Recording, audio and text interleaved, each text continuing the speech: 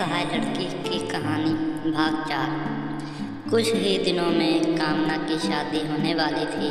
उसके ताऊजी ने अन्य रिश्तेदारों के साथ मिलकर शादी का इंतजाम कर रहे थे। कामना को जैसे इस सब से कोई मतलब नहीं था। वह बैठकर अपनी माँ को याद कर बस रोती रहती थी। शादी से 2 दिन पहले शोभा भी आ गई। शोभा को देखकर कामना की कुछ आस बंधी। यहाँ तो सब उसे पराए ही नजर आ रहे थे। इसी कारण शोभा को कामना की ताई जी पसंद नहीं करती थी, लेकिन बड़े घर की बेटी थी इसलिए कुछ बोल नहीं पाती थी। शोभा ने आकर शादी की सभी तैयारियों का जायजा लिया।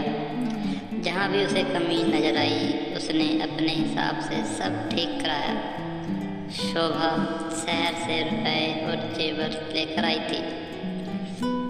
उसने जेवर कामना को दे दिए तो कामना बोल पड़ी, बहन इसकी क्या जरूरत थी, तू आ गई बस मेरी शादी के लिए यही काफ़ी है। शोभा ने उसे समझाते हुए कहा, देख मैं तो कुछ भी कर रही हूँ तेरी भलाई के लिए ही कर रही हूँ। ये पैसे और जेवर तू अपने पास रख ले, किसी को बताना मत। जीवन में कहीं भी फंस जाए तो ये रुपए और जेवर तेरे काम आएंगे। और हाँ, मेरा फ़ोन नंबर हमेशा संभाल कर रखना। वैसे मैं तेरे ससुराल भी आऊँगी, कभी तुझे मेरी ज़रूरत पड़े तो फ़ोन ज़रूर करना। यह सब सुनकर कामना की आंखों से आंसू बह रहे थे। वो बोली, बहन तू मेरे बचपन की सहेली है, फिर भी तूने एक बहन से बढ़कर कर मेरे लिए किया है। यहाँ जितने लोग हैं वे किसी न किसी कारण से मेरे साथ लगे हैं। कोई मकान हड़पना चाहता है, कोई मुझसे अपना पीछा छुड़वाना चाहता है। मैं तेरा ये उपकार कैसे चुकाऊंगी। शोभा ने उसे डांटते हुए कहा, खबरदार, जो बेकार की बातें की तुमने। तुम मेरी छोटी बहन है, अब इतना मत सोच और अपने आने वाले कल को सजाने के सपने देखना शुरू कर दे। यह सुनकर कामना और शोभा दोनों हंसने लगी। समय जैसे पंखा लगाकर उड़ रहा था। शादी वाले दिन दोपहर को कामना के ताऊ जी कामना के पास आए और बोले, बेटी तेरी शादी का खर्च चुकाने के लिए मैं सोच रहा था तेरे जाने के बाद इस मकान को किराए पर चढ़ा दूँ, इससे कर्ज चुक जाएगा। तभी पीछे खड़ी शोभा बोली, ताऊ जी ऐसा कौन सा बड़ा कर्ज हो गया इस शादी में।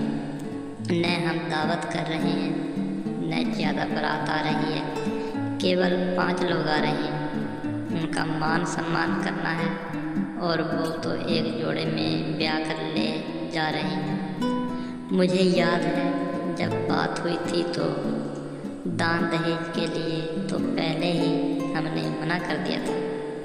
शोभा की बात सुनकर ताऊजी ने गुस्से में देखा, तुम बच्चे कुछ जानते हो नहीं और बकवास करनी शुरू कर देते हो। ऐसा ही है तो शाम को बारात खुद संभाल लेना। कामना ने शोभा को चुप कराते हुए कहा, ठीक है ताऊजी, आपको जो ठीक लगे वही सही है।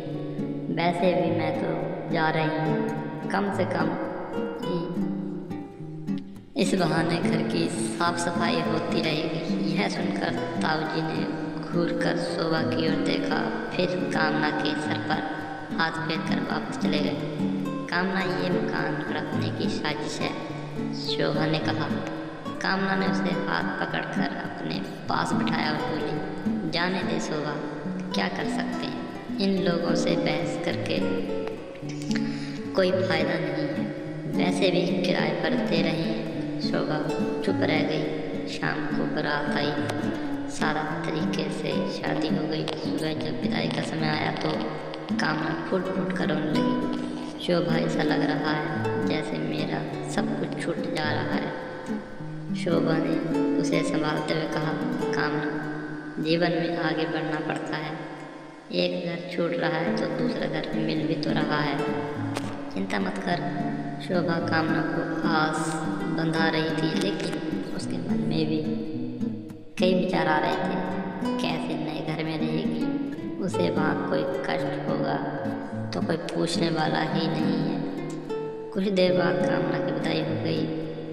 कामना को विदा करके भारी मन से शोभा भी वापस अपने घर आ गई। शोभा की माँ ने पूछा, बेटी सब ठीक से निपट गया न? शोभा ने कहा, हाँ माँ, सब ठीक था, बस कामना बहुत रो रही थी। यह सुनकर शोभा भी माँ ने कहा, हाँ बेटा, बेचारी नाथ है, उसे तो कोई बुलाने वाला ही नहीं है। ये समझो उसका मायका तो ख़त्म ही हो गया।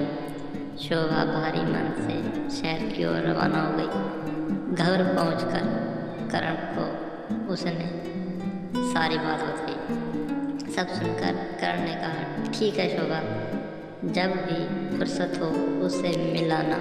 और रही बात बुलाने की, तो किसी त्योहार पर तुम उसे बुला लेना, कभी उसके साथ त्योहार मनाने चलेंगे।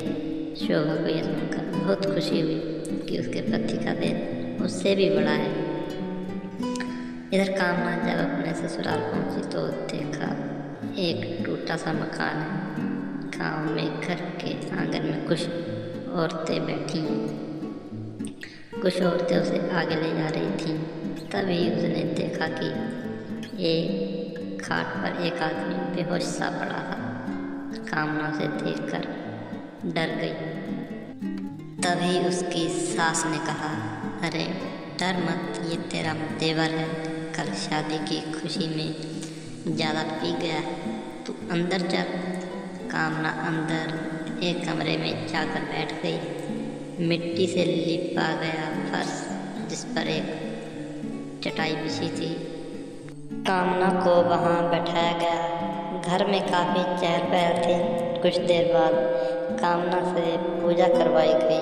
कामना की सास कामना से सारे रीति रिवाज करवा रही थी। सभी कामों से निपटकर एक औरत ने कामना से कहा, बहू थोड़ा आराम कर लो, बहुत थक गई होगी। वह एक तकिया दे गई। जाते समय दरवाज़ा बंद कर गई। कामना तकिए को सिरहाना लगाकर लेट गई। थकान के कारण उसका शरीर टूट रहा था। कुछ ही देर में उसे नींद आ गई। अगली वीडियो देखें, अगली कहानी में आगे की कहानी देखें अगली वीडियो में।